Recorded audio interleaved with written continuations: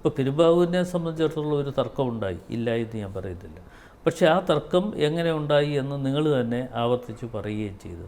പക്ഷേ അതിന് ഒരു പരിഹാരമാർഗ്ഗം ഞങ്ങളെല്ലാവരും കൂടി കൂട്ടായി ഇരുന്നുകൊണ്ട് പരിഹാരമാർഗ്ഗം ഞങ്ങൾ ഉണ്ടാക്കി കഴിഞ്ഞു. ഇവരെല്ലാം ഇപ്പോൾ ഇന്നലെ പിന്നെ എൽദോസ് കുന്നപ്പള്ളി ആ കൺവെൻഷനിൽ പങ്കെടുത്തതുമൊക്കെ നിങ്ങളും റിപ്പോർട്ട് ചെയ്തിട്ടുണ്ട്. മാധ്യമങ്ങളിൽ വലിയ വാർത്തയായിട്ട് വരികയും ചെയ്തു. അതിനു മുമ്പ് ഞങ്ങളൊക്കെ തമ്മിൽ കണ്ടിരുന്നു. എൽദോസ് തിരുവനന്തപുരത്ത് എത്തിയിരുന്നു.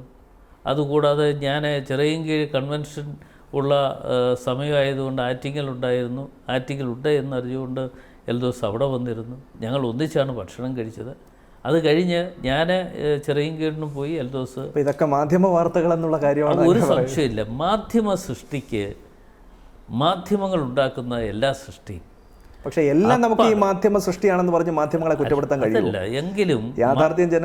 എങ്കിലും സത്യസന്ധമായ വാർത്തകൾ ചമച്ചെടുക്കുന്നതാണ് മാധ്യമങ്ങളുടെ പ്രധാനപ്പെട്ട കടമ.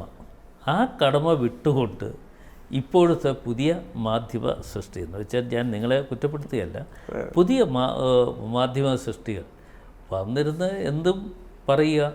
ഇപ്പോൾ ഏതെങ്കിലും ഒരു വാർത്ത ഇങ്ങനെ വരാൻ പോകുന്നു, അതിന് പിന്നെ കൂടുതൽ വ്യൂവേഴ്സ് കിട്ടുന്നു എന്ന് വന്നു കഴിഞ്ഞാൽ തൊട്ടടുത്ത നിമിഷം അടുത്ത ചാനലിലും വരികയാണ്, ഇത് വീണ്ടും ആവർത്തിച്ച് വരികയാണ്. അപ്പോൾ സ്വാഭാവികമായും ആരെങ്കിലും ചാനലൊന്നും മാറ്റി. കോൺഗ്രസിൽ പൂർണ്ണമായിട്ടും തർക്കങ്ങളും മുറുമുറുപ്പുകളും ഒന്നും തന്നെ നടന്നിട്ടില്ല എന്നുള്ള കാര്യം അല്ലല്ല, ഞാൻ അങ്ങനെ പറയുന്നില്ല. കോൺഗ്രസ് മുറുമുറുപ്പുണ്ടായിട്ടുണ്ട്, തർക്കങ്ങളുണ്ടായിട്ടുണ്ട്.